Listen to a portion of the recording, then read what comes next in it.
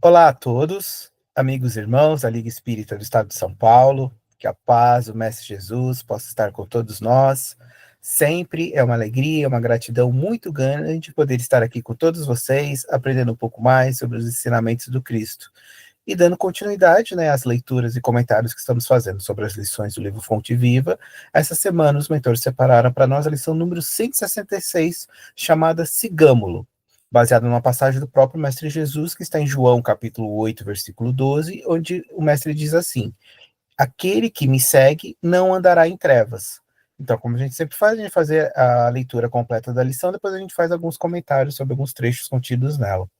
A lição ela começa assim: a quem admire agora a glória do Cristo, mas a admiração pura e simples pode transformar-se em êxtase inoperante. A quem creia nas promessas do Senhor, todavia, a crença por si só pode gerar o fanatismo e a discórdia. A quem defenda a revelação de Jesus, entretanto, a defesa considerada isoladamente pode gerar o sectarismo e a cegueira. A quem confia no Divino Mestre, contudo, a confiança estagnada pode ser uma força inerte. A quem espere pelo eterno benfeitor, no entanto, a expectativa sem trabalho pode ser ansiedade inútil. A quem louve o Senhor, o Salvador, louvor exclusivo, porém, pode coagular a adoração improdutiva. A palavra do enviado celeste, entretanto, é clara e incisiva. Aquele que me segue não andará em trevas. Se te afeiçoaste ao evangelho, não te situes fora do serviço cristão. Procuremos o Senhor seguindo-lhe os passos. Somente assim estaremos com Cristo, recebendo-lhe a excelsa luz. Essa lição é uma lição curtinha, mas assim de um valor muito grande para a nossa reflexão sobre o que hoje significa andar com Cristo, né? Como mesmo a lição fala, né, de não andar em trevas. Mas o que seria hoje em dia a gente andar em Cristo, a gente seguir os seus passos? O que isso significa? O quanto isso é importante para nós, né? Qual que é o nosso aprendizado por isso? E a gente precisa refletir sobre isso, porque desde quando Jesus veio, naquela época, para muitas pessoas que, né, elas acabaram compreendendo que andar o Cristo era segui-lo realmente, fisicamente, quando ele estava conosco, né? E isso passou pelos apóstolos e por muitos seguidores ali que realmente seguiam seus passos ali fisicamente. Mas depois da partida de Jesus para a espiritualidade, ficou essa frase ainda, digamos, ecoando, né? O que é esse seguir Jesus e a importância dele para a nossa vida. E a gente lembra também que Jesus, quando ele veio, né, e esteve conosco, ele, por exemplo, ele escolheu a dedo os seus apóstolos, mas os seus apóstolos possuíam também fraquezas, e mesmo assim não deixaram de segui-lo. E Jesus, pelas suas fraquezas, também digamos assim, não deixou de escolhê-los. É algo para a gente também refletir. Mesmo com a imperfeição que habitava neles, Jesus escolheu cada um enxergando aquilo que havia de bom neles. Então é aí que a gente começa a entrar na lição e refletir sobre isso. Seguir Jesus é olhar para dentro de nós e ver aquilo que existe já de bom, aquilo que a gente conseguiu desenvolver, uma qualidade, uma virtude, e a gente poder estar trabalhando com as pessoas que estão à nossa volta. Isso é seguir Jesus. Só que a gente precisa, como a gente sempre fala, ter um equilíbrio. Porque, como aqui Emmanuel começa a lição, não basta a gente ter, digamos assim, essa virtude. A gente precisa trabalhá-la com equilíbrio, com disciplina. Porque se não for assim, essa virtude acaba se desequilibrando e acaba gerando outros tipos de problemas para nós, desenvolvendo desequilíbrios, desenvolvendo muitos desentendimentos. E Emmanuel começa a lição falando sobre isso, quando ele cita aqui nos primeiros parágrafos, quando ele fala assim: a quem admire a glória do Cristo, mas a admiração pura e simples pode transformar-se em êxtase inoperante. A quem creia nas promessas do Senhor, todavia, a crença por si só pode gerar o fanatismo e a discórdia. A quem defenda a revelação de Jesus, entretanto, a defesa considerada isoladamente pode gerar o sectarismo e a cegueira. Percebam que aqui é como se a gente estivesse falando sobre a virtude da fé, por exemplo. E percebam que se a gente não trabalhar a nossa fé de uma maneira equilibrada, disciplinada, ela pode gerar, por exemplo, como aqui Emmanuel fala na lição, o fanatismo, a discórdia, pode gerar a cegueira. E muitas vezes acaba acontecendo isso e a gente vê isso à nossa volta. O Espiritismo ele vem nos ensinar que existem dois tipos de fé: a fé cega e a fé raciocinada. A fé cega é justamente quando a gente tem essa confiança, mas nós não trabalhamos de um jeito, digamos assim, mais equilibrado. A gente acredita apenas por acreditar. A gente acredita de acordo com as nossas visões, com aquilo que a gente crê, aquilo que a gente muitas vezes quer enxergar. E na verdade não é assim. Acaba muitas vezes a gente se perdendo e a gente assim deixando de utilizar essa fé de uma maneira mais equilibrada, de uma maneira mais assim firme, mais forte, porque muitas vezes a gente acredita, mas a gente não sabe por que a gente acredita, e aí é que gera muitas vezes esse fanatismo, essa discórdia, e infelizmente a gente tem visto casos e muitas discórdias e brigas dentro de famílias, dentro de brigas entre as pessoas, e a gente acaba e tem digamos assim, a razão por isso, muitas vezes pela fé em algo, em uma religião, em uma pessoa, que é uma fé desequilibrada. E muitas vezes essa fé desequilibrada faz o quê? A gente não enxergar a verdade, que é justamente o contrário, o oposto da fé raciocinada, que muitas vezes as pessoas falam sobre a fé raciocinada e acham que ela é uma fé fria, mas não. A fé raciocinada é o quê? É a gente saber do porquê das coisas. Eu sei do meu sofrimento, eu sei do que eu estou passando, dos desafios, eu sei que Deus é o meu Criador, é o meu Pai, Ele é bondade e amor acima de qualquer coisa. Então, se algo aconteceu comigo, ou algo, eu estou passando por uma certa situação, por certo desafio, é porque tem o consentimento de Deus. Se tem o consentimento de Deus, então quer dizer que eu posso lidar com aquilo e aquilo é para o meu bem, aquilo é para o meu melhor, é visando o meu crescimento de acordo com na minha visão espiritual de ser eterno que eu sou, não apenas deste momento. Deste momento pode parecer um sofrimento, mas na verdade é um momento daquele remédio amargo que às vezes a gente precisa tomar para o corpo físico, e os desafios e os problemas são os remédios da nossa alma, pensando nessa nossa evolução, pensando nesse nosso crescimento. Então, a fé raciocinada nos dá, digamos assim, esse discernimento. Então, quando a gente tem isso, quando a gente enfrenta os desafios, não quer dizer, lógico, que os desafios serão mais fáceis, infelizmente, mas a gente consegue lidar com eles melhor. A gente consegue reunir energia, força, fé, confiança para a gente atravessar esse momento. A fé cega não. A fé cega, quando vem esse momento, a gente tropeça e cai, e a gente dali a gente não levanta, porque a nossa fé ela não estava baseada em algo forte. Então, quer dizer, não basta ter a fé, a gente precisa desenvolvê-la, a gente precisa equilibrá-la, a gente precisa saber como discipliná-la de uma maneira que a gente não se perca, que a gente não se deixe levar por essa fé cega. E a gente fala, né, de fanatismo, né, fanatismo, a palavra fanatismo vem de fã. Então, muitas vezes a gente se deixa levar por esse sentimento de fã que a gente tem por algo, por alguém ou por uma situação, e a gente não acaba não vendo a verdade, né?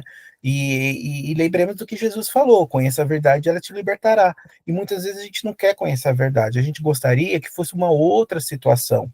E às vezes isso acaba, digamos assim, bloqueando a nossa visão, o nosso discernimento, e muitas vezes a gente acaba se perdendo e causando discórdia à nossa volta. Dando um exemplo assim muito assim que veio agora, né?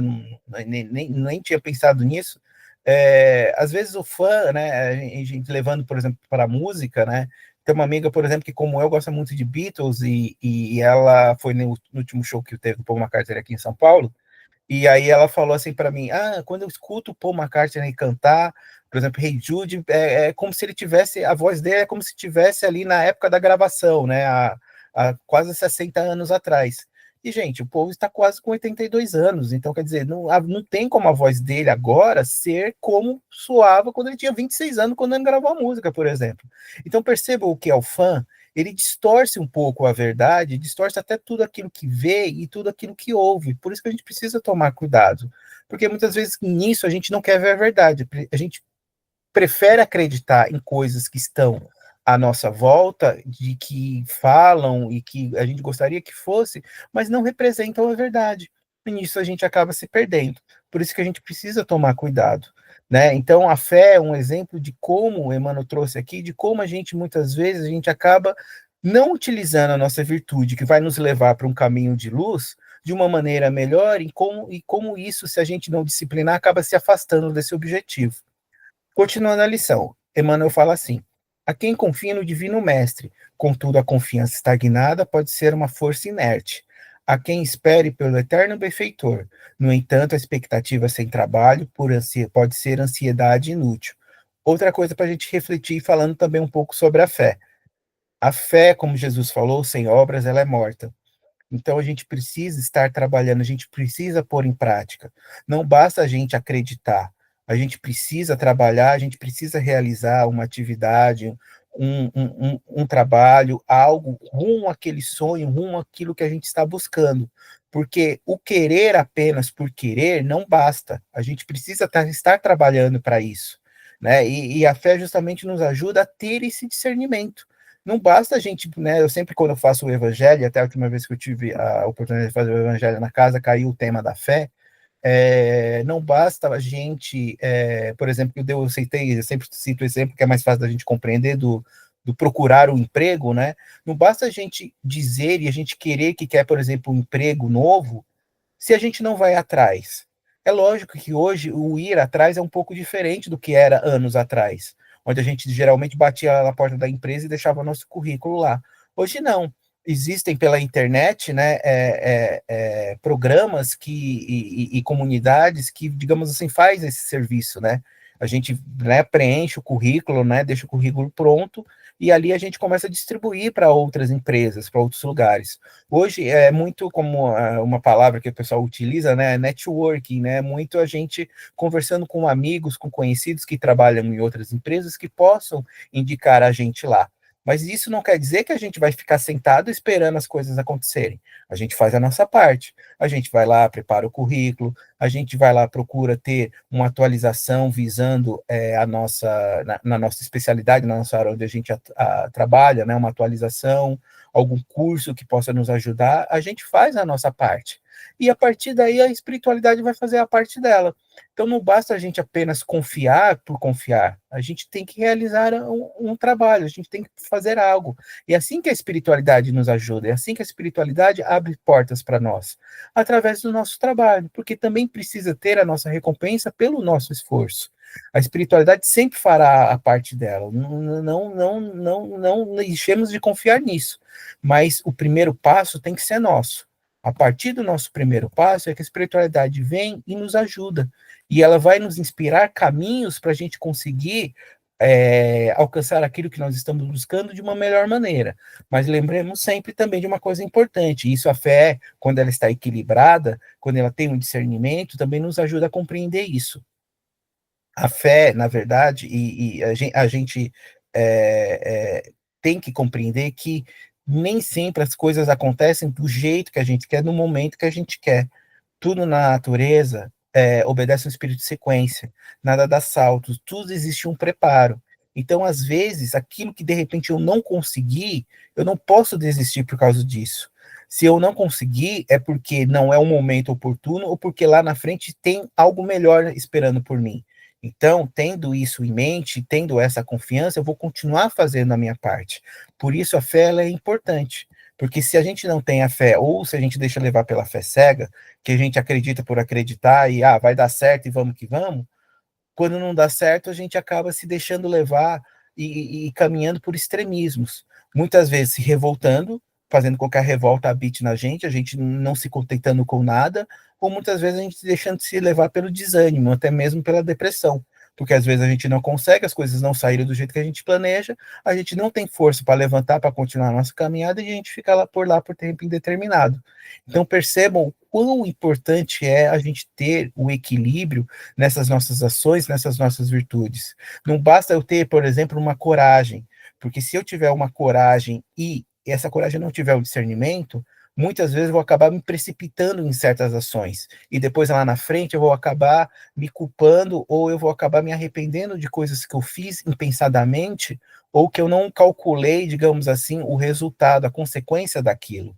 Então, perceba que tem que ter um discernimento.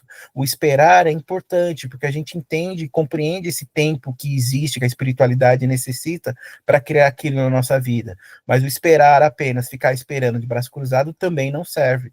Então, percebam esses exemplos de virtudes que, se não são bem trabalhadas, acabam levando para caminhos totalmente diferentes do nosso verdadeiro objetivo, que é crescer espiritualmente e poder estar trabalhando essas virtudes em relação às outras pessoas, que é justamente sobre isso que a gente vai falar agora.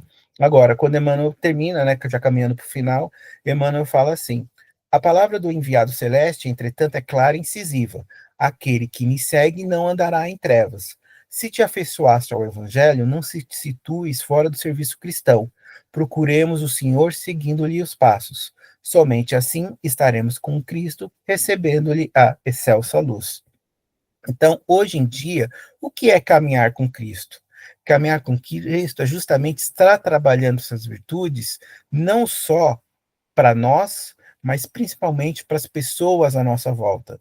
Infelizmente, a gente vê pessoas que se utilizam daquilo que ela tem à sua volta, aquilo que tem do seu entorno, e até daquilo que existem dentro delas, mas para benefício próprio, pensando apenas no seu crescimento. E não é isso. Andar com Cristo é justamente a gente poder estar trabalhando essas nossas virtudes e também, lembremos, enxergar os nossos defeitos. E isso é muito importante, porque os nossos defeitos ainda habitam em nós. Lembramos daquilo que nós conversamos no começo aqui da nossa lição, quando a gente falou dos apóstolos. Os defeitos ali habitavam nos apóstolos também. A gente viu, por exemplo, Pedro negar Jesus 3 vezes. A gente viu o que Judas fez, e aí não vale a gente entrar justamente nessa situação, porque muitas pessoas acabam distorcendo aquilo que Jesus fez, aquele que Judas fez, que chamando de traidor, e a história não é bem essa, né? Vale a pena até nos estudos ou em outro momento a gente conversar sobre isso. Não era o objetivo de Judas, né, fazer aquilo que ele fez, né? Ele tinha uma outra coisa em mente.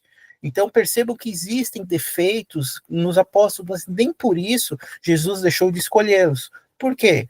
Porque habitava algo de bom ali que precisava, que poderia ser ali desenvolvido.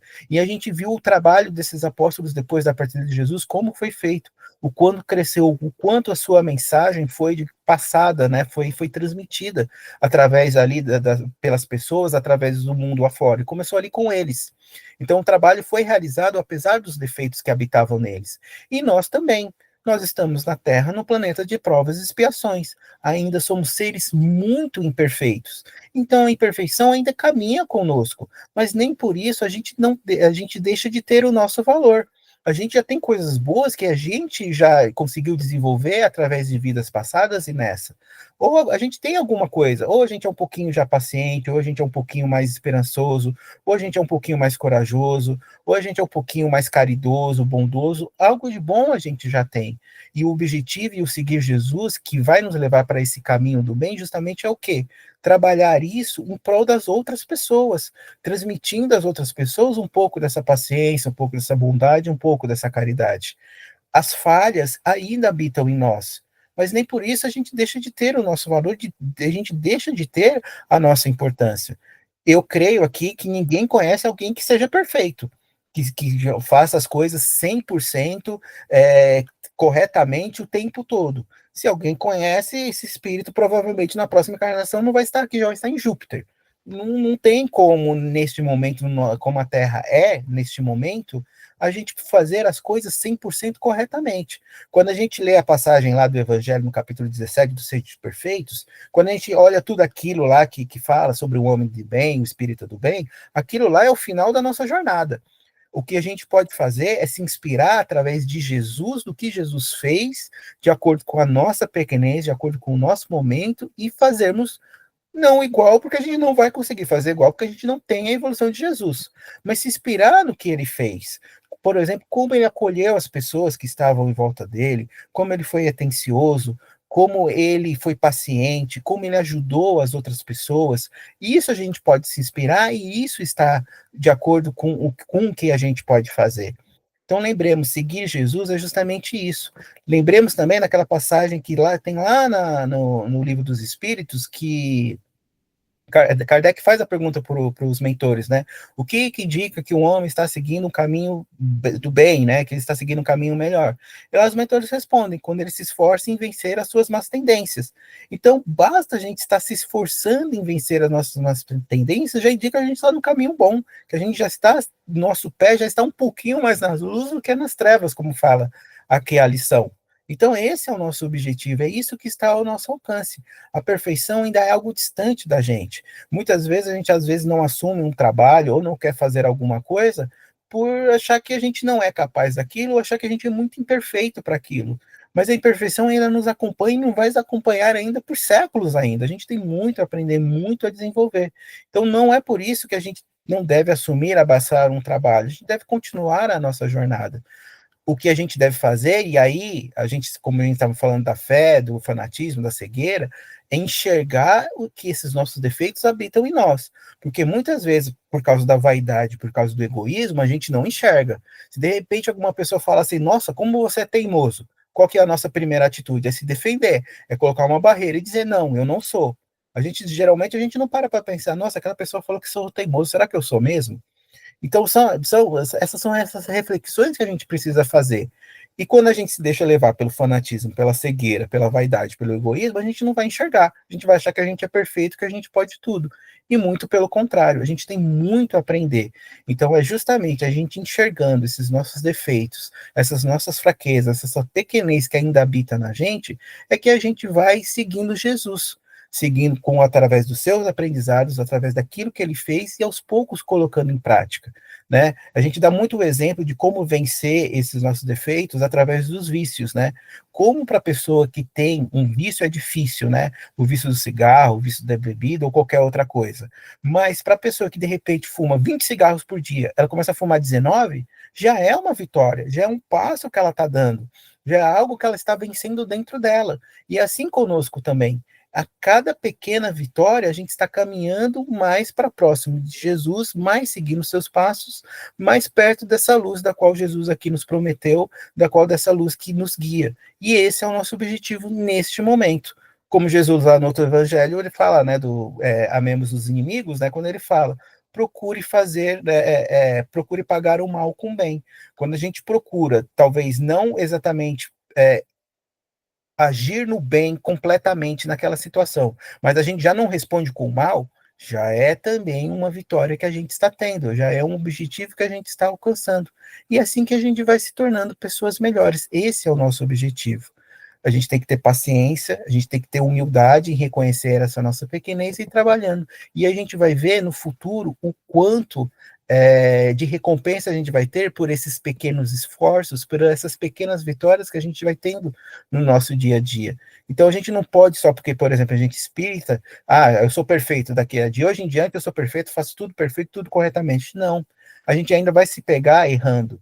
Mas aí, o que a gente precisa fazer? É enxergar esses erros que habitam em nós. É enxergar, nossa, a pessoa foi até mim e de repente, nossa, eu não tratei ela como eu deveria ter tratado, eu fui meio rude, eu disse uma palavra meio atravessada para ela. É reconhecer isso e aí a gente vê que numa próxima oportunidade, quando a gente tiver, a gente já vai agir diferente, porque a gente reconheceu isso na gente, a gente vai estar mais atento. Então, esse é o nosso objetivo.